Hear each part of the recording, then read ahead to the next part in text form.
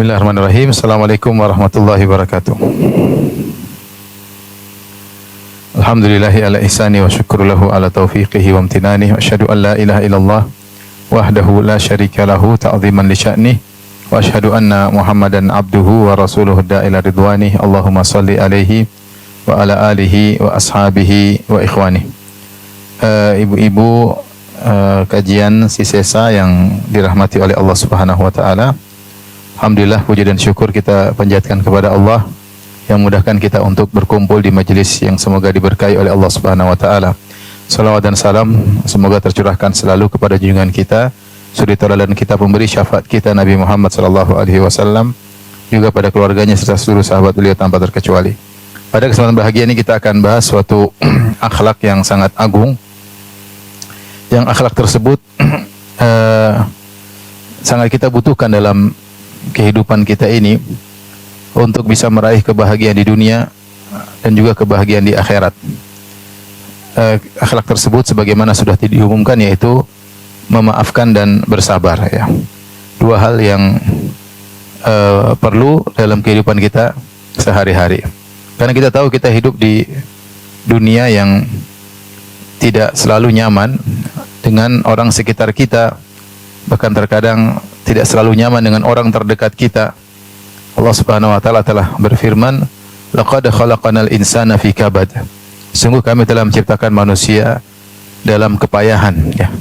Oleh karenanya tidak ada kehidupan kecuali disertai dengan gangguan yang menimpa kita. Siapapun kita orangnya. Apa kita adalah seorang raja, kemudian seorang panglima, apalagi cuma ibu rumah tangga atau kepala rumah tangga, orang biasa, ya. Oleh karenanya kemungkinan gangguan di sekitar kita itu sangat mungkin terjadi, ya. Bahkan dari orang terdekat kita.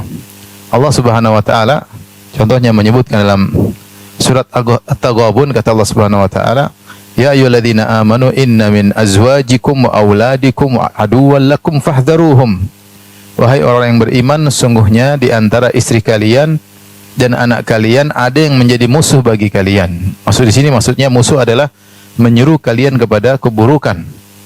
Semakin jauh dari Allah Subhanahu wa taala, semakin lupa dengan akhirat. Ada anak kalian dan istri kalian yang seperti itu. Ketika Allah menyebutkan terkadang sifat seorang anak atau seorang istri atau pasangan kita, suami kita yang sifatnya seperti memusuhi kita, mengajak kita kepada menjauh dari Allah Subhanahu wa taala, maka Allah menyuruh kita memaafkan. Kata Allah Subhanahu wa taala, "Wa in ta'fu wa tasfahu wa taghfiru, fa innallaha ghafurur rahim." Jika kalian memaafkan, berlapang dada dan menutupi kesalahan mereka, maka sungguhnya Allah Maha Pengampun lagi Maha Penyayang. Ini ayat di akhir-akhir surat At-Taghabun menjelaskan bahwasanya gangguan itu bukan dari jauh-jauh, terkadang dari orang terdekat kita. Dari istri kita, dari anak kita, dari suami kita. Tetapi ketika gangguan tersebut datang, apa yang harus kita lakukan? Bukan kita lawan, bukan kita balik menyerang. Allah mengatakan, "Wa in ta'fu," jika kalian memaafkan, "wa tasfahu," berlapang dada, "wa taghfiru," dan menutupi kesalahan-kesalahan mereka, "fa innallaha ghafurur rahim," maka Allah akan mengampuni kalian dan menyayangi kalian. Ini jika gangguan sangat mungkin terjadi dari orang terdekat kita, bagaimana lagi dengan orang yang jauh, orang-orang yang seharusnya sangat dekat dengan kita, sangat sayang sama kita, mungkin saja timbul gangguan, apalagi dari yang jauh. Contoh lagi Allah sebutkan tentang gangguan dari kerabat dalam Al-Quran, bukan dari orang jauh, dari kerabat. Tentang kisah yang masyhur yang sudah sering kita sampaikan, kisah Abu Bakar As-Siddiq yang atau Aisyah yang radhiyallahu anha yang dizalimi oleh Mistah bin Uthath, ya, atau Mistah bin Uthalah, ya, yang dia merupakan ibnu khalati Abi Bakar. Mistah adalah anaknya bibinya Abu Bakar radhiyallahu anhu. Jadi Abu Bakar punya ibu, punya saudara, punya anak namanya Mistah. Jadi Mistah adalah sepupunya siapa? Abu Bakar. Mistah adalah sepupunya Abu Bakar.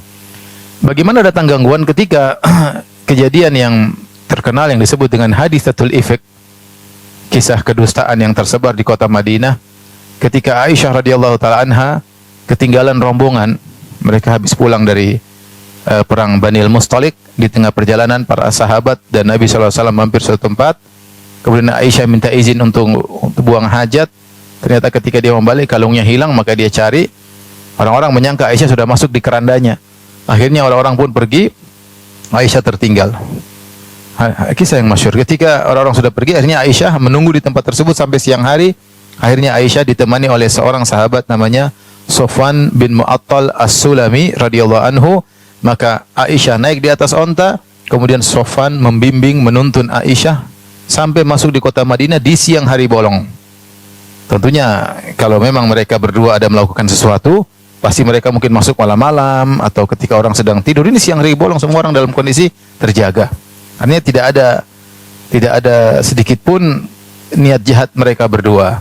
Tiba-tiba orang-orang munafik memanfaatkan momen ini ketika berjalan dua orang lelaki wanita yang bukan mahram, ya, karena ini masalah darurat. Berjalan masuk di kota Madinah, maka akhirnya orang munafik menjadikan momen ini untuk mengganggu kaum muslimin dan mengganggu Nabi SAW secara khusus dengan mengatakan Aisyah radhiyallahu anha berzina dengan siapa? Sofwan bin Mu'attal As-Sulami. Dan akhirnya jadilah berita heboh di kota Madinah, sementara Nabi SAW tidak bisa menyatakan iya atau tidak. Kenapa? Karena Nabi SAW tidak tahu ilmu gaib. Rasulullah SAW tidak tahu apa yang terjadi. Ya. Dan akhirnya karena begitu bagus orang-orang munafik memasang casing untuk menyebarkan isu ini, akhirnya sebagian kaum muslimin terpengaruh, ikut-ikut menuduh Aisyah berzina. Di antaranya Hasan bin Thabit, di antaranya Hamnah bintu Jahsyin, di antaranya Mistah yang merupakan kerabat Abu Bakar. Aisyah bintu Abi Bakar. Artinya Aisyah ini kerabat siapa? Kerabat Mistah. Mistah kerabatnya Abu Bakar. Dan Mistah radhiyallahu anhu juga ternyata orang miskin, orang fakir yang senantiasa dinafkahi oleh Abu Bakar. Abu Bakar selalu menafkahi dia. Seharusnya ketika Aisyah dituduh dengan tuduhan yang tidak-tidak radhiyallahu anha, harusnya kerabat yang paling utama untuk apa? Membela. Ya atau tidak? Harusnya kerabat yang paling utama membela. Tapi justru ternyata dia yang ikut memprovokasi menuduh Aisyah berzina. Ini maksud saya ingin gambarkan bahwasanya namanya gangguan itu tidak usah dari orang jauh-jauh. Terkadang dari orang apa? Orang terdekat. Dari istri, dari anak, dari suami, dari kerabat. Akhirnya tuduhan terhadap Aisyah berzina sampai akhirnya Allah turunkan ayatnya sekitar 15 ayat dalam surat An-Nur membela Aisyah radhiyallahu taala anha. Allah mengatakan al-khabithatu lil-khabithina wal-khabithuna lil-khabithat wat-thayyibatu lit-thayyibin. Kata Allah, istri yang baik untuk suami yang baik. Karena Muhammad SAW adalah orang baik, istrinya juga pasti baik. Akhirnya Abu Bakar pun marah ketika tahu bahwasanya putrinya ikut dituduh oleh kerabatnya, orang miskin yang selama ini dia berinfak kepadanya. Akhirnya dia bersumpah, demi Allah, aku tidak mau kasih infak lagi sama Mistah. Wajar. Seharusnya kamu bela putriku, kamu malah ikut-ikut menuduh putriku berzina. Maka Abu Bakar marah dengan kemarahan yang wajar. Ketika Abu Bakar marah, maka dan bersumpah untuk tidak beri nafkah kepada Mistah radhiyallahu anhu, maka turunlah firman Allah dalam surat An-Nur, kata Allah, wala ya'tali ulul fadli minkum was-sa'ati an yu'tu ulil qurba wal masakin wal muhajirin fi sabilillah falyafu wal yasfahu ala tuhibbuna ay yaghfirallahu lakum. Kata Allah Subhanahu wa taala, janganlah orang yang memiliki kelebihan harta dan kemuliaan bersumpah untuk tidak memberi nafkah kepada karib kerabat, kepada orang miskin dan muhajirin. Jadi Mustah ini kerabat dan juga dia orang miskin dan juga dari kalangan muhajirin. Jangan bersumpah demikian. Kata Allah, wal falyafu wal yasfahu. Hendaknya mereka ini memaafkan dan berlapang dada. Kenapa? Ala tuhibbuna ay yaghfirallahu lakum. Tidakkah kalian suka jika diampuni oleh Allah? Artinya Allah mengatakan, jika kau memaafkan dia, kau juga akan dimaafkan oleh Allah Subhanahu wa taala. Dan siapa sih di antara kita yang tidak ingin diampuni oleh Allah Subhanahu wa taala? Maka Abu Bakar pun memaafkan Mistah. Ini gangguan tidak usah jauh-jauh, terkadang dari orang dekat kita, dari kerabat kita yang kita harap menopang kita, mendukung kita, malah ternyata nusuk dari belakang dan sering juga dari depan, bukan dari belakang. Oleh karenanya kita hidup jangan merasa nyaman terus. bahwasanya kita akan tidak terganggu. Kita bisa saja terganggu dari orang yang dekat dengan kita. Sebagaimana Allah kisahkan kisah Nabi Yusuf alaihissalam yang diganggu oleh kakak-kakaknya sendiri dengan gangguan yang hebat. Kakak-kakaknya dibawa dia, kemudian dibuka bajunya, dimasukkan dalam sumur, kemudian dijual sebagai budak. Ini adik mereka masih kecil, masih belum balik. Ya, kemudian bayangkan dipisahkan dari bapaknya, dibuka bajunya, dimasukkan dalam sumur dingin, tunggu sampai ada musafir yang lewat. Begitu ada musafir yang lewat, mereka keluarkan. Kemudian ketika mereka keluarkan Yusuf dari sumur, kakak-kakaknya datang, itu budak kami yang kabur, kami mau jual. Dijuallah adik mereka sebagai budak, dapat uang dari orang yang musafir tersebut. Kakak-kakaknya dapat uang karena menjual adiknya. Ini kejadian yang sangat menyakitkan bagi Nabi Yusuf alaihissalam. Dipisahkan dari kakaknya, dipisahkan dari orang tuanya, dari ibunya, dari adiknya Binyamin, dimasukkan dalam sumur, masih kecil dia, dijual jadi budak, dibuang jauh sampai kebawa ke negeri Mesir. Tapi bagaimana, subhanallah, berjalan waktu sampai banyak kejadian-kejadian dialami oleh Nabi Yusuf alaihissalam, sampailah kisah singkatnya beliau pun menjadi bendaharawan negeri Mesir. Dan ketika kakak-kakaknya datang dalam kondisi susah, dalam kondisi lagi pingin beli barang dari Nabi Yusuf, mereka tidak tahu Nabi Yusuf adalah orang sudah menjadi orang hebat. Akhirnya Nabi Yusuf pun memaafkan mereka. Nabi Yusuf mengatakan, apakah kalian masih ingat tentang apa yang kalian lakukan terhadap Yusuf dan saudaranya waktu dahulu, id antum jahilun, qalu a innaka la anta Yusuf. Akhirnya mereka berkata, kamu ini Yusuf ya? Qala ana Yusuf wa hadha akhi qad manallahu alaina innahu may yattaqi wa yasbir fa innallaha la yudhi'u ajral muhsinin. Kata Yusuf alaihissalam, sungguhnya aku Yusuf dan ini adikku Binyamin, sungguh Allah telah berikan karunia kepada kami. Sungguhnya barang siapa bertakwa dan bersabar, sungguhnya Allah tidak akan menyia-nyiakan pahala orang-orang yang berbuat baik. Akhirnya mereka minta maaf. Kata mereka, laqad atharakallahu alaina wa in kunna la khati'in. Wahai Yusuf, Allah telah memuliakan engkau daripada kami dan kami telah bersalah. Apa kata Yusuf? Ini menakjubkan. Qala la tathriba alaikumul yauma yaghfirullahu lakum. Tidak ada cercaan bagi kalian mulai hari ini, semoga Allah mengampuni dosa-dosa kalian. Yusuf alaihissalam tidak menyimpan dendam, tidak ingin membalas. Bahkan dia mengatakan tidak ada cercaan. Dia tidak mencela kakak-kakaknya tersebut, 10 orang tersebut sama sekali, dan ini luar biasa. Ini yang kita nggak bisa sampai hati kita seperti hatinya Nabi Yusuf alaihissalam. Subhanallah, yang ganggu orang terdekat, kakak-kakak, bukan orang jauh. Ya. Dan Nabi Yusuf ketika siap bisa untuk membalas, dia tidak membalas, bahkan dia maafkan, bahkan dia berkata, la tathriba alaikumul yaum, tidak ada cercaan bagi kalian. Makanya para ulama ketika mendafsirkan dengan safhal jamil, kata Allah, fasfahis safhal jamil, berlapanglah dadalah dengan cara yang indah. Kata para ulama, yang disebut dengan as-safhul jamil adalah memaafkan, berpaling tanpa ada celaan sama sekali. Itu yang susah. Jadi memaafkan itu bertingkat-tingkat. Ada memaafkan tapi mencela. Memang kamu brengsek, saya baru tahu kamu brengsek sekarang. Dari dulu ternyata tapi saya maafkan deh, sudahlah. Itu namanya memaafkan dengan mencela. Ini juga terpuji. Tapi yang lebih terpuji daripada itu adalah fasfahis safhal jamil, memaafkan tanpa mencela. Dan itu saya rasa sulit untuk kita kerjakan. Tapi ada orang yang hebat yang bisa mengerjakan ya.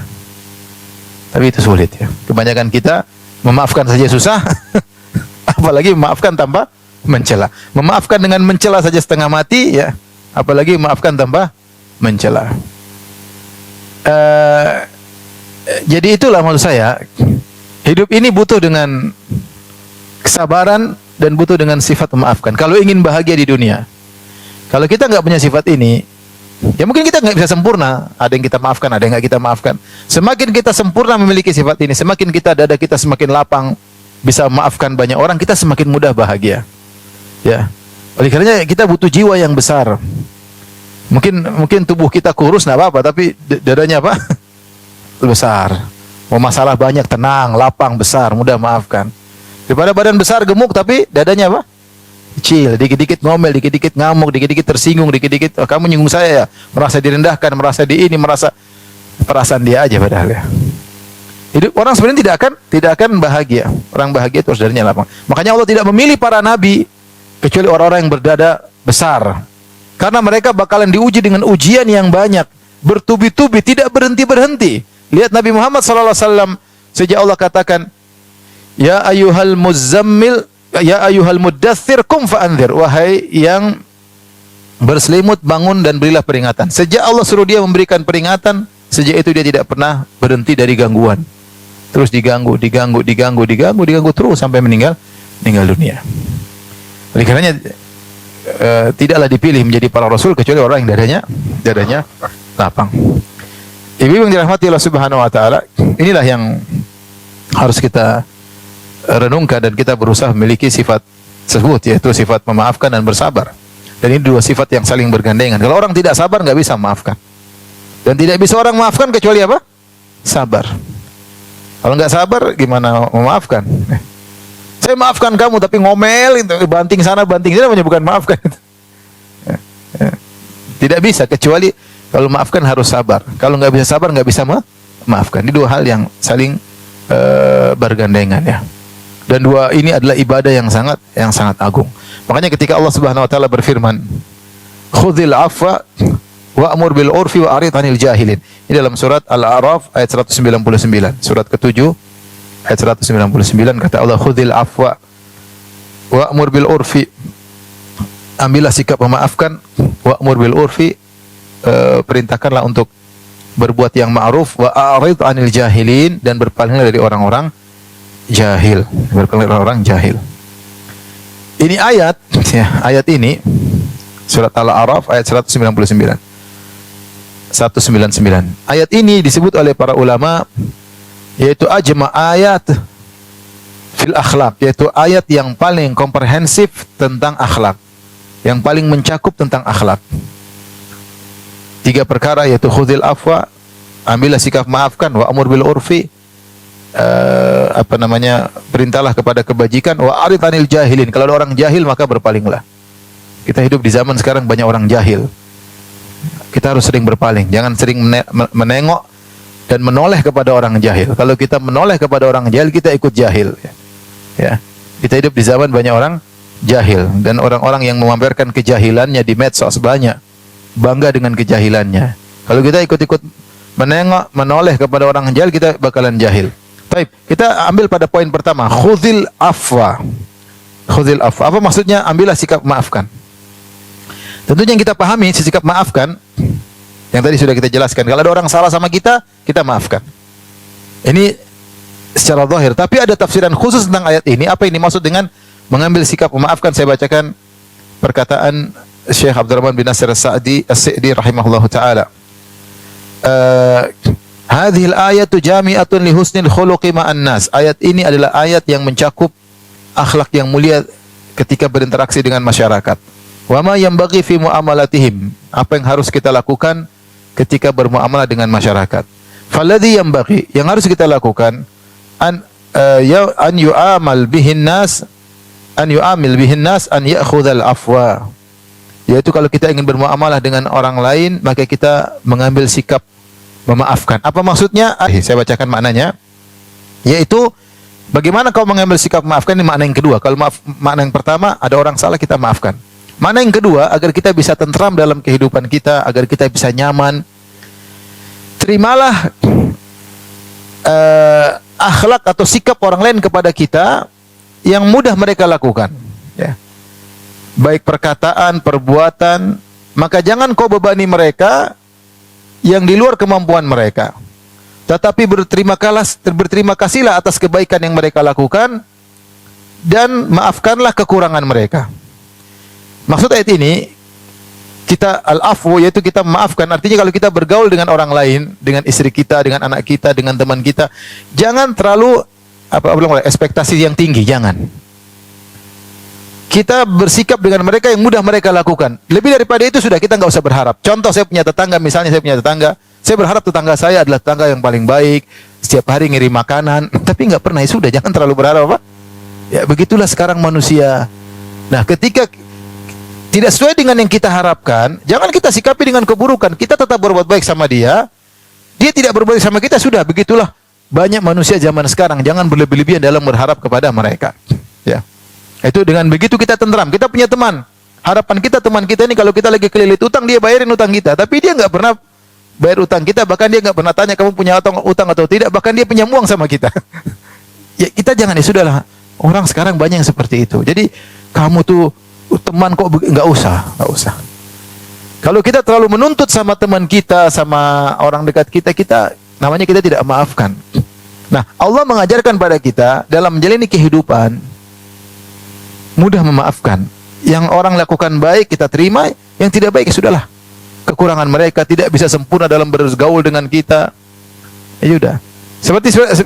Contoh seperti seorang ustadz misalnya, ternyata murid-muridnya mungkin kurang menghormati dia, sudahlah, itu sudah, yang penting saya sudah isip kajian, mereka mau hadir, mereka mau dengar, alhamdulillah. Saya tidak berharap lebih jauh daripada itu.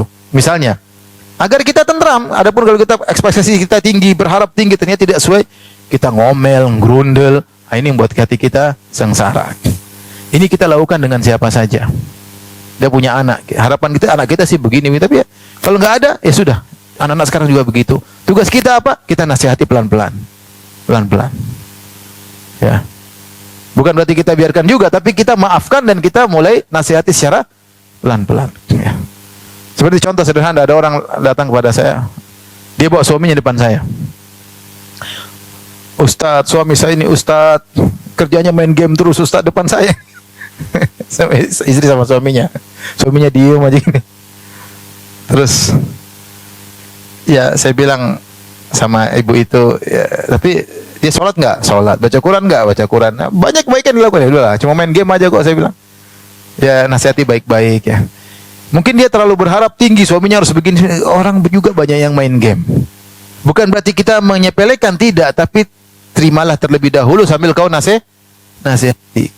Tapi kalau kau berharap yang sempurna, kau tidak akan pernah bahagia. Nah, itulah namanya al-afu khuzil afwa, bersikap dalam memaafkan kekurangan-kekurangan orang di sekitar kita, karena kita juga punya kekurangan. Ya. Lihatlah Nabi Musa sama Nabi Khadir ketika datang ke suatu negeri kemudian minta dijamu, tidak dijamu. Kata Allah Subhanahu wa taala, "Fantalaqa hatta idza ataya ahla qaryatin istata'a ahlaha fa abau ayyudayyifuhuma fawajada fiha jidaran yuridu an yanqadha fa aqama." Maka berjalanlah Nabi Khadir dan Nabi Musa alaihi wassalam.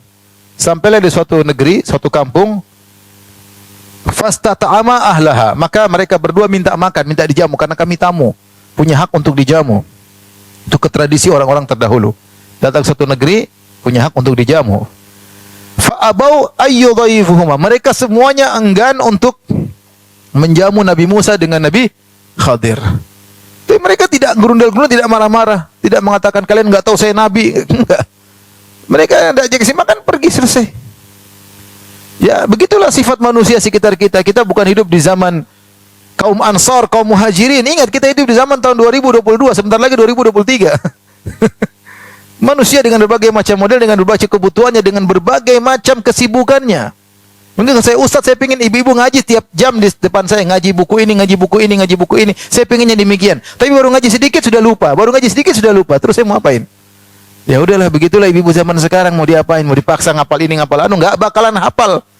Udah mereka mau ngaji, alhamdulillah. Maksudnya kita memaafkan, tapi kita mengadakan berusaha perbaikin pelan-pelan ya.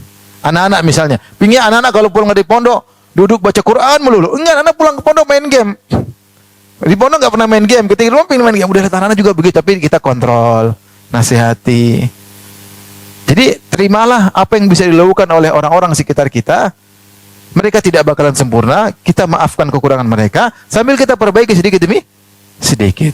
Itu maksud saya, kita akan tenteram kalau begitu. Kalau enggak gitu, kita enggak bakalan tenteram. Karena suami kita tidak sempurna, istri kita tidak sempurna, anak-anak tidak sempurna, pondok tidak sempurna, ustadz tidak sempurna, apalagi tahun 2022. Ustadz yang ngajar bukan dari golongan salaf dahulu, kalau ya yang ngajar golongan tabi'in, sahabat, ya mungkin. Ini sekarang ustadz tahun 2022, ya begini modelnya, penuh dengan kekurangan, murid-muridnya pun demikian. Inilah yang disebut al-af. Jadi mudah memaafkan kekurangan orang yang berinteraksi dengan kita. Tetapi kita berusaha menasihati untuk mereka semakin memperbaiki diri dengan bersabar. Dengan demikian hidup kita akan tentram. Kalau tidak begitu kita akan hidup susah, banyak kecewa, ya, kecewa sama ini, kecewa sama teman, kecewa sama kerabat, kecewa. Ya. Ibu yang dirahmati Allah Subhanahu wa taala. Jadi kita berbicara tentang sifat memaafkan adalah sifat yang mulia, sifat para nabi, sifat para solehin, dan ini sifat yang pasti dimiliki oleh mereka, pasti dimiliki oleh para nabi, pasti dimiliki oleh para rasul, pasti dimiliki oleh para ulama, pasti dimiliki oleh orang soleh. Kenapa saya katakan pasti? Karena mereka ini pasti diuji, pasti atau tidak? Pasti. Nggak ada satu orang soleh pun yang tidak diuji, diganggu sama orang, nggak mungkin. Semua orang soleh pasti diuji. Dan Nabi SAW sudah mengatakan, ya, asyadun nasi balaan al-anbiya, orang yang paling berat ujiannya adalah para nabi. Summa salihun, kemudian orang-orang soleh. Summal amsal fal amsal, kemudian selanjutnya dan selanjutnya. Yubtalar rajulu ala qadri imani, seorang diuji berdasarkan apa? Tingkatan apa? Keimanannya. Kita akan memotivasi diri saya pribadi dan juga ibu-ibu sekalian agar mudah memaafkan. Apa sih hal-hal yang memotivasi kita untuk bisa memaafkan? Yang pertama, kita harus tahu memaafkan adalah ibadah. Ini yang penting. Memaafkan itu ibadah. Sabar memaafkan itu apa? Ibadah. Ini yang sering tidak bisa kita hadirkan dalam diri kita. Kita merasa baca Quran ibadah, kita merasa sedekah ibadah, kita merasa ikut pengajian ibadah, tapi kalau kita memaafkan kayaknya bukan ibadah. Kayaknya perkara duniawi murni. Tidak masuk dalam benak kita, kamu maafkan dapat pahala, itu nggak ada. Cuma maafkan sekedar mengalah. Bukan karena Allah. Ini kadang-kadang cuma duniawi doang. Nah, kita harus sadar bahwasanya maafkan itu adalah apa? Ibadah. Bagaimana bukan ibadah sementara Allah Subhanahu wa taala menyebutkan ciri penghuni surga adalah wal afina anin nas, orang-orang yang memaafkan orang lain. Allah Subhanahu wa taala berfirman, wasari'u ila maghfirati min rabbikum wa jannatin arduha as-samawati wal ardu uiddat lil muttaqin alladzina yunfiquna fis sarra'i wad dharra'i wal kadhiminal ghaidh wal 'afina 'anil nas. Saya carikan nomor ayatnya. Wal 'afina 'anil nas, surat Al-Imran 134. Surat Ali Imran surat ketiga ayat 34. Wallahu yuhibbul muhsinin. Kata Allah, bersegeralah menuju ampunan Allah dan menuju surga yang luasnya seluas langit dan bumi yang Allah siapkan bagi orang-orang yang bertakwa. Siapakah orang yang bertakwa tersebut? Yang disiapkan surga untuk mereka, alladzina yunfiquna fis sarra'i wad dharra, orang-orang yang berinfak dalam kondisi lapang mereka berinfak. Wad dharra, dalam kondisi sulit mereka juga tetap berinfak. Wal kadhimina al ghaidh, yang mereka meredam amarah. Wal afina anin nas, dan memaafkan orang lain yang menzalimi mereka. Wallahu yuhibbul muhsinin, dan Allah mencintai orang berbuat ihsan. Jadi memaafkan itu adalah ibadah. Oleh karenanya kalau maafkan karena Allah, bukan karena ingin dipuji. Jangan sampai saya sudah maafkan dia kemudian kita publish ya untuk menunjukkan kita pemaaf. Oh, enggak begitu. Kamu maafkan itu ibadah. Maafkan karena Allah. Bukan untuk kamu memamerkan kepada orang lain bahwasanya kamu pemaaf. Allah Maha tahu isi hati. Gembar-gembor ke orang, "Oh, saya pemaaf." Oh, nah, orang biasa saya enggak. Kalau kau maafkan karena Allah. Karena maaf adalah ibadah yang agung dan ciri orang para penghuni surga. Ketika Allah menyebutkan ciri penghuni surga adalah memaafkan orang lain, berarti ini pahalanya besar atau tidak? Besar. Besar. Cuma kita nggak mau melakukan. Kita maunya dendam. Kita maunya balas. Kalau bisa balas lebih, kita bisa lakukan ya. Orang mukul saya sekali, saya balas 2 kali kalau bisa. Sebagian orang mengatakan, saya ini baik ya. Kalau orang baik sama saya baik ya. Tapi kalau orang nggak baik sama saya double nggak baiknya. Itu parah seperti itu ya. Jadi memaafkanlah ibadah. Kapan hari dalam diri kita memaafkan? Ada orang ngomongin macam-macam. Saya maafkan deh, pahala adalah. Jadi memaafkan sebab masuk surga, sebab utama masuk surga. Yang kedua, agar kita termotivasi untuk memaafkan, orang memaafkan dimaafkan oleh Allah Subhanahu wa taala. Kaidah al-jaza' min jinsil amal, balasan sesuai dengan perbuatan. Kapan kita merahmati orang lain, kita dirahmati oleh Allah Subhanahu wa taala. Kapan kita memaafkan orang lain, kita dimaafkan oleh Allah Subhanahu wa taala. Kapan kita menutup aib orang lain, aib kita ditutup oleh Allah Subhanahu wa taala. Di antara balasan sesuai dengan perbuatan adalah kalau kita maafkan, kita akan diampuni oleh Allah. Ala tuhibbuna ayyaghfirallahu lakum, kata Allah, berlapang dadalah dan maafkanlah, tidakkah kau suka Allah mengampuni dosa-dosamu. Kita ini sering berdoa ya ibu-ibu, ya Allah ampuni aku ya Allah, bangun subuh astagfirullah, habis salat astagfirullah, astagfirullah, zikir pagi petang. Tapi apakah kita jamin dosa-dosa kita semua diampuni? Enggak, belum tentu. Kita sudah umrah, sudah haji, belum tentu dosa-dosa kita diampuni. Kita enggak tahu. Karena kuantitas kita istighfar dengan kuantitas kita maksiat masih besaran kuantitas apa? Maksiat. Jadi enggak bisa seimbang. Gak bisa balance, selalu maksiat lebih lebih banyak. Mungkin kita sudah istighfar, sudah bertobat. Ketika dosa-dosa kita tetap numpuk dan tidak diampuni juga oleh Allah, Allah punya cara agar dosa kita diampuni dengan cara yang cepat dan tepat. Caranya kita dizalimi orang, terus kita disuruh memaafkan. Makanya saya bilang, ibadah memaafkan ini sulit, dan semakin sulit pahalanya semakin besar. Dan ibadah ini tidak bisa kita lakukan kapan saja. Kita hanya bisa lakukan kalau kita dizalimi, paham? Kalau baca Quran kita bisa baca Quran kapan saja. Kalau sedekah kita bisa sedekah kapan saja. Memaafkan itu tidak bisa kita lakukan kecuali kita dizalimi, dikata-katain orang, hati kita disakiti oleh pasangan kita, anak-anak membangkang sama kita, uang kita diambil sama orang, harga diri kita dijatuhkan, dituduh yang tidak-tidak, usaha kita dibikin isu sembarangan. Di saat kita dizalimi, itulah kesempatan kita untuk beribadah. Namanya ibadah memaafkan. Tapi itu sangat-sangat sulit. Tapi kalau kita maafkan, ini cara yang paling cepat Allah hapuskan dosa-dosa kita. Pasti diampuni. Kepastian untuk diampuni semakin besar.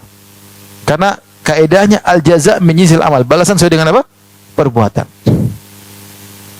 Kita sering berdoa nangis air mata buaya, habis itu maksiat lagi.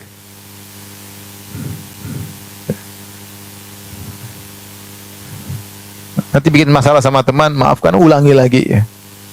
Istri sama suami, ini enggak nakal lagi, suamiku enggak angkat suara lagi, besok angkat suara lebih keras lagi. Suami juga gitu, katanya enggak, ini ternyata enggak sakiti hati istri lagi. Kamu enggak ngungkit kesalahan saya, ngungkit lagi kesalahan. Air mata buaya. Oleh karenanya, saya bilang di antara hal yang paling kuat membuat dosa kita diampuni, kita maafkan orang lain. Kalau kita memikirkan ini, kita bersyukur. Ya Allah, ada orang zalimi saya dan saya bisa ampuni dia. Bersyukur. Ya. Orang menzalimi kita saja, kalau kita sabar, pahalanya apa? Gugur. Makanya sebagian ulama mengatakan, kenapa ada makhluk namanya Syiah Rafidhah yang suka mencaci maki para sahabat. Sampai sekarang mereka kerjanya tiap hari mencaci maki para sahabat. Sampai ada seorang syekh mengatakan, Rafidhah, Syiah tiap hari mencaci maki para sahabat. Setiap detik mereka mencaci maki para sahabat. Sekarang aja jam 13.44 waktu Indonesia Barat, mereka sedang mencaci maki para sahabat. Artinya memang kebiasaan mereka demikian. Kata sebagian ulama, hikmahnya agar para sahabat pahalanya terus bertambah. Kita dizalimi orang, pahala kita bertambah. Apalagi kalau kita maafkan mereka. Jadi ini, kalau kita bisa maafkan itu nikmat luar biasa. Nikmat luar biasa. Subhanallah. Berarti ada dosa kita yang terjamin diampuni oleh Allah. Kita tidak tahu sebesar apa dosa kita yang diampuni Allah gara-gara kita maafkan sepele kesalahan orang. Ya.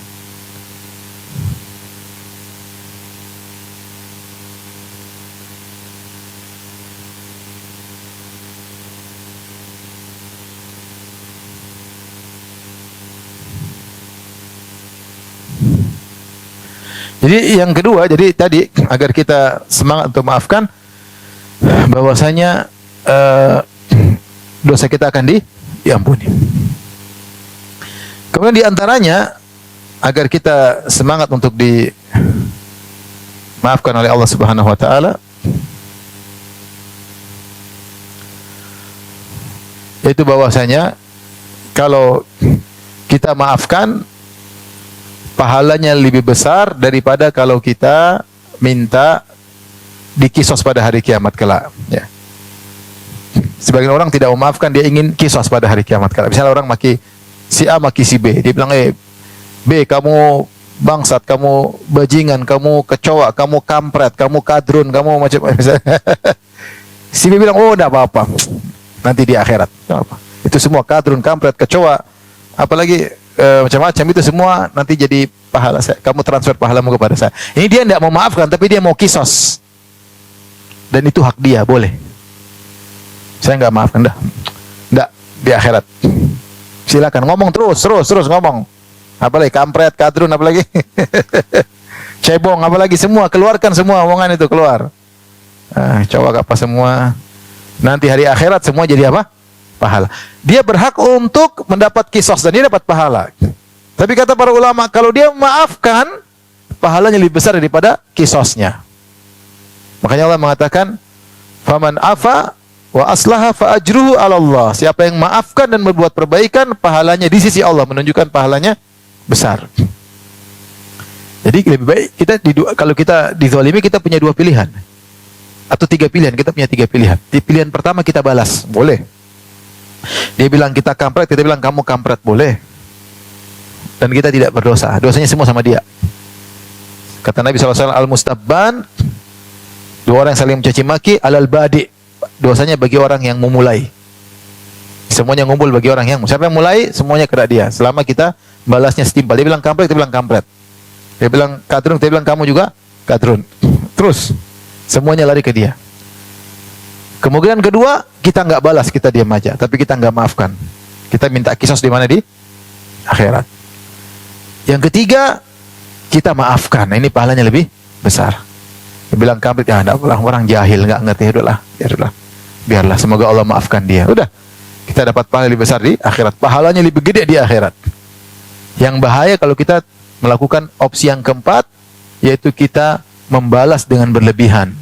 Kalau kita balas berlebihan, maka kita yang berbuat zalim. Kebalik sekarang.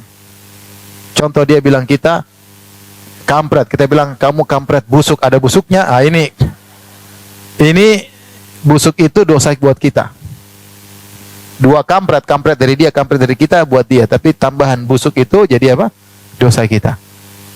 Saya ulangi, kalau kita dizalimi ada berapa kemungkinan? 4 opsi.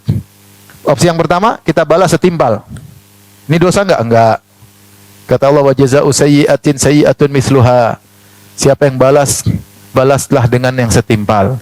Fa in aqabtum fa aqibu bimithli ma uqibtum bih. Kalau kamu balas sesuai dengan apa? Setimpal, enggak ada masalah. Opsi yang kedua apa? Diam saja, tidak memaafkan, tapi minta kisos di mana? Akhirat. Diam aja, diomongin diam aja, tapi nanti di akhirat saya minta. Ini kita dapat untung, karena kita pasti dapat transferan pahala di akhirat. Ya. Yang ketiga yang terbaik adalah kita maafkan. Maafkan sudah, ya udahlah, dia nggak ngerti, orang bodoh, wa aritanil jahil, yang bertanya orang jahil, ngapain kita layani? Kalau ada orang gila jangan ikut-ikutan gila, ada orang jahil jangan ikut-ikut jahil, ada orang kampret jangan ikut-ikut kampret. Sudah, kita nggak ngerti apa. Ini boleh semuanya, tapi yang terbaik adalah yang memaafkan. Yang tidak boleh apa? Membalas dengan berlebihan, maka kita yang berdosa. Kita yang berdosa. Mendoakan keburukan sama gitu, berarti kita balas. Baik. Selain daripada kita dapat pahala lebih besar di akhirat, ternyata kita dapat kebahagiaan di dunia. Orang yang mudah maafkan, dia bahagia. Bahagia benar. Dia maafkan, selesai. Dia nggak pikiran panjang, dia tidak dendam, dia tidak menyimpan. Tapi kalau dia tidak maafkan, meskipun dia minta kisos di akhirat, tapi dendamnya bergejolak, ya. Api ingin meledak, dia tahan-tahan, dia sengsara. Nanti pulang dia ketemu istri, ngomongnya nggak enak. Kenapa? Dia mikir musuhnya terus. Bermuamalah sama anaknya nggak enak, kerjanya jadi nggak serius. Goreng nasi goreng keasinan. Kenapa? Karena ngomel sama tetangga. Suami jadi korban. Kok asin semua ya? Kalau dia ngomel sama tetangganya, dia pendem. Tapi kalau dia maafkan, dia tentram. Enak pulang ke rumah ngobrol sama istri, sama anak, dia maafkan, tentram. Ini teorinya begitu, Ibu ya. Prakteknya maafkan itu sangat apa? Susah. Tapi kalau kita mau renungkan tentang hal tersebut, kita mudah apa? Memaafkan. Ya. Baik. Kemudian tadi di antara hal yang memudahkan kita maafkan, kita sabar. Ya. Kita tahu bahwasanya tidaklah orang itu menzalimi kita kecuali karena dosa-dosa kita.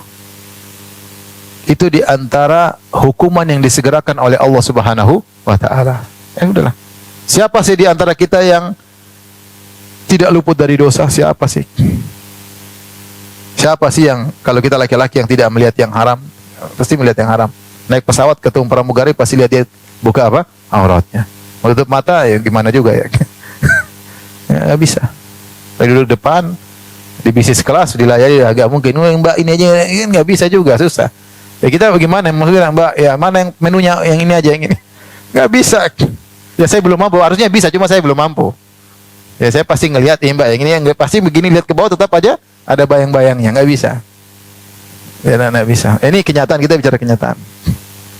Ya. Kalau naik pesawat, apalagi di ini tahu-tahu ekonomi kelas, tahu-tahu di sampingnya cewek, terus gimana? Mau tukar tempat nggak bisa, duduk pada tempat masing-masing ya gimana? Belum ada apa sunnah airline, belum ada. Artinya siapa sih di antara kita yang nggak punya dosa? Padahal kita duduk di mana lagi makan, tahu-tahu dengar lagu lama, tahu-tahu tangan kita ikut goyang, gimana? Jadi mau saya kita nggak mungkin luput dari dosa. Nah, ketika ada orang zalimi kita, udahlah kita positive thinking aja. Allah ingin menyegerakan hukuman, alhamdulillah Allah tidak hukum di mana, di akhirat. Karena kita ketika kita istighfar demi Allah, kita nggak bisa minta ampun dari seluruh dosa-dosa kita. Kita luput, banyak dosa yang terluputkan, tidak kita renungkan. Bahkan terkadang kita malas untuk istighfar. Mau istighfar aja malas. Hari-hari lewat kita nggak istighfar, santai aja. Karena kita nggak merasa berdosa. Nah Allah takdirkan ada orang bikin zalim sama kita, entah kita diomongin enggak, dituduh macam-macam, ya sudahlah kita bilang ini akibat dosa-dosa kita, baik yang dulu-dulu atau yang sekarang kita nggak tahu. Insya Allah Allah tahu kapan tepat kita diberi seperti ini. Mungkin dosa kita 20 tahun lalu, Allah berikan sekarang karena Allah tahu hati kita sekarang sudah kuat. Udahlah kita husnuzon aja. Dengan begitu kita mudah memaafkan. Kita mudah memaafkan. Dan kita mudah untuk bersabar. Dan kata Nabi SAW, "Mama u'tiya ahadun ata'an awsa' wa khairan minas sabar." Dan tidaklah seorang diberikan anugerah dari Allah Subhanahu wa taala yang lebih baik dan lebih banyak daripada bersabar, ya.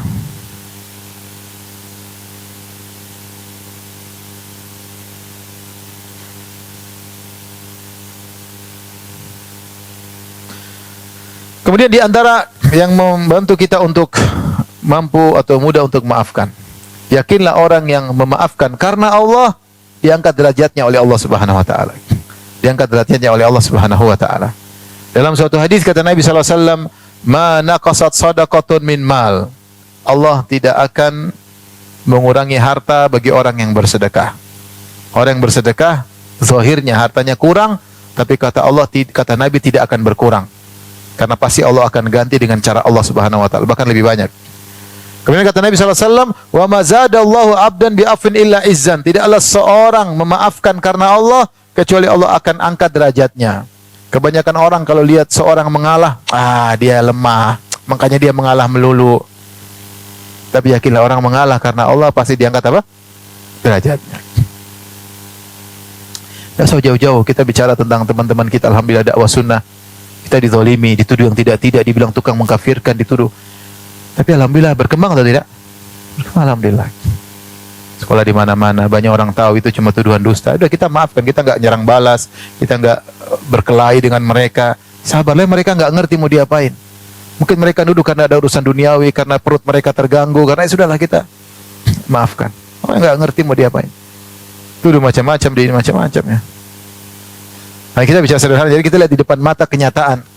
Ketika teman-teman bersabar, maafkan, maka Allah akan angkat apa? Derajatnya. Maka kita mengalah karena Allah. Bukan berarti kita nggak bisa balas, bisa. Apalagi kalau kita nggak bisa balas saja kita jangan balas, kita maafkan karena Allah Subhanahu wa taala.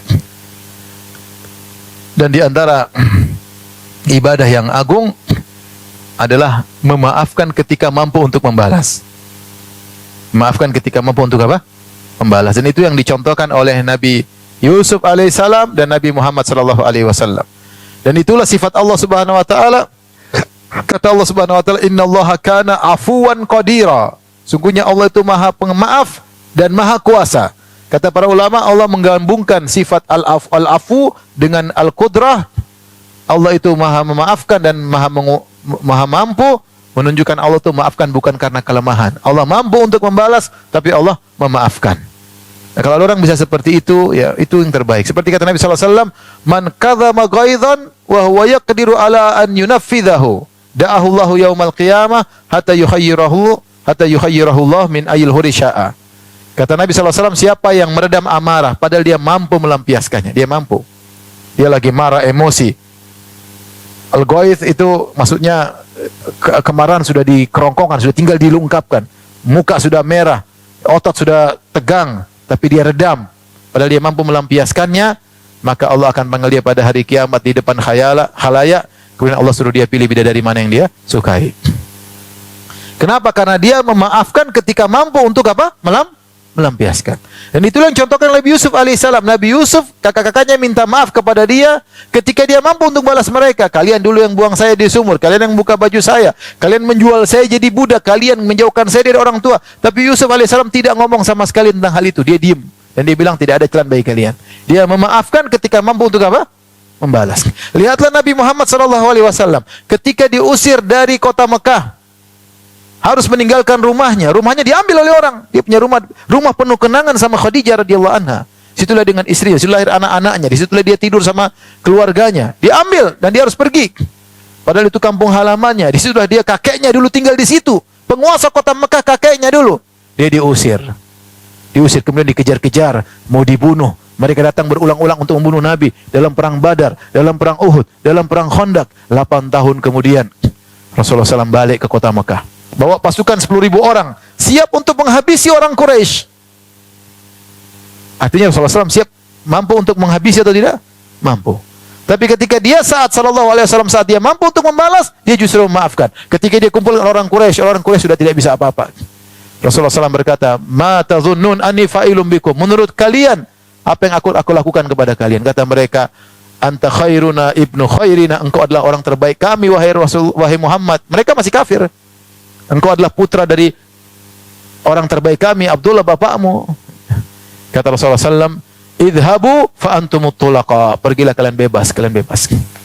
Rasulullah maafkan ketika mampu untuk balas. Kalau saya mungkin di zaman itu mungkin ini sini semua yang kemarin, sini janganlah di sini. Tuh, panggil semua. Mana itu yang mana? Itu yang kemarin belum maki-maki saya yang panggil semua. Kalau kita mungkin begitu ya. Nunjukkan balas dendam. Rasulullah SAW subhanallah hatinya. Terus kita balas dendam, kita cari apa, Ikhwan? Kita maki-maki orang. Sekarang ada seorang muslim ribut sama kita. Enggak usah orang kafir. Orang muslim ribut sama kita. Kemudian dia maki kita. Kemudian kita balas, kita jatuhkan dia, mungkin dia semakin kasihan, dia orang muslim juga. Ada orang mukul kita pengin balas, pengin dia mati, akhirnya dia mati, kasihan istrinya janda. Anak-anaknya jadi yatim, kasihan. Udahlah, serahkan pada Allah. Ya, serahkan pada Allah. Ya. Di antara hal yang membantu kita untuk mudah memaafkan, kalau kita maafkan, kita serahkan urusan kepada Allah. Ini paragraf penting. Ada masalah, kita bingung hadapi solusinya gimana, bingung. Saya pun sering seperti itu. Ini gimana caranya? Gimana, kita nggak punya kemampuan, udahlah maafkanlah, urusan Allah lah. Nanti Allah punya cara sendiri untuk menyelesaikan masalah kita. Sekarang kita mau pilih cara kita atau cara Allah. Kalau pingin cara kita, ya kita nimbrung, kita balas. Berarti kita dibiarkan mengatasi masalah dengan cara kita. Pasti hasilnya nggak baik. Kalau baik pun cuma sekedarnya, nanti kedepannya mungkin buruk. Tapi kalau serahkan kepada Allah, Allah punya cara untuk mengatasi solusi kita dengan cara kita sabar. Apalagi kalau kita memaafkan. Dan Ibu dirahmati Allah subhanahu wa ta'ala, yang terakhir ya, agar kita mudah maafkan ya. Tadi memaafkan ini adalah ibadah yang bisa kita lakukan berulang-ulang. Ya, karena anak kita sering bikin jengkel, kita maafkan. Istri kita sering bikin jengkel, kita maafkan. Suami kita sering bikin jengkel, kita maafkan. Pembantu kita sering bikin jengkel, kita maafkan. Maka pahala kita berulang-ulang. Makanya ketika sahabat berkata, "Ya Rasulullah, kam na'fu an khadim?" Ya Rasulullah, berapa banyak kita harus minta maafkan pembantu? Sehari berapa kali maafkan pembantu? Rasulullah enggak jawab. Tanya, "Ya Rasulullah, berapa kali sih kita maafkan pembantu?" Kata Rasulullah, 70 kali. 70 kali. Artinya pembantu sering melakukan kesalahan. Kita kadang-kadang, kamu nih aja nggak ngerti, dikasih tahu nggak ngerti. Ya kalau dia ngerti pintar, dia nggak jadi pembantu, paham? Ya kita harus kasih uzur. Mungkin dia orang kampung, mungkin dia nggak ngerti, mungkin dia nggak sekolah, mungkin pendidikannya rendah. Kita ajarin nggak paham-paham lah. Makanya ya terus kita nggak kasih uzur sama dia. Ya udah maafin aja.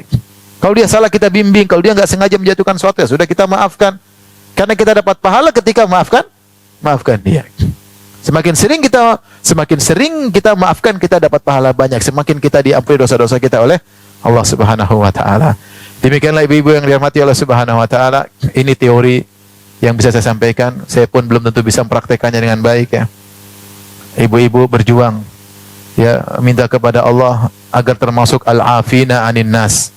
Allah maja'alna minal afina anin nas. Ya Allah, jadikanlah kami termasuk orang-orang yang mudah memaafkan orang lain, terutama orang terdekat kita.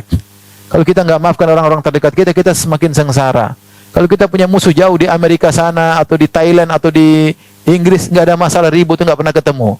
Tapi kalau ribut sama teman sekantor, apalagi teman tidur ribut, sama anak, sama mertua, sama kakak, kita sengsara. Kalau kita maafkan semua, hidup tentram. Hidup apa? Tentram, pahala banyak, kita ditinggikan derajat kita oleh Allah Subhanahu wa taala. Demikianlah ibu-ibu yang dirahmati Allah Subhanahu wa taala yang saya sampaikan. Tapi demikian saja ibu yang dirahmati Allah Subhanahu wa taala kajian kita. Semoga kita bisa menerapkan apa yang kita dengarkan.